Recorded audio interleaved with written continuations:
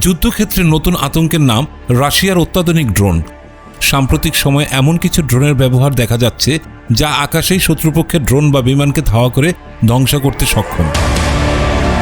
সামরিক বিশ্লেষকদের মতে এসব ইন্টারসেপ্টর ড্রোন দ্রুত গতিতে লক্ষ্যবস্তু শনাক্ত করে সরাসরি আঘাত হানে, ফলে শত্রুপক্ষের নজরদারি ড্রোন কিংবা ছোট আকাশযান মুহূর্তেই ভূপাতিত হচ্ছে। রাশিয়া ও ইউক্রেন যুদ্ধের চলমান সংঘাতে ড্রোন প্রযুক্তি এখন অন্যতম প্রধান অস্ত্র হয়ে উঠেছে।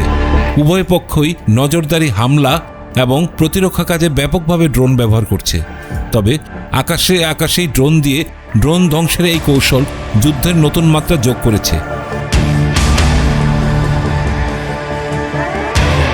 বিশেষজ্ঞরা বলেছেন, ভবিষ্যতের যুদ্ধে ড্রোন বনাম ড্রোন লড়াই আরও গুরুত্বপূর্ণ হয়ে উঠবে, কারণ কম খরচে এবং দ্রুত মোতায়েনযোগ্য এই প্রযুক্তি যুদ্ধের কৌশলই বদলে দিচ্ছে। আকাশে শত্রুর বিমান বা ড্রোনকে মুহূর্তে ধ্বংস করে দেওয়া রাশিয়ার এই সক্ষমতা এখন বিশ্বজুড়ে সামরিক মহলের নজর কেড়েছে। হাফিজুর রহমান, আয়না টেলিভিশন।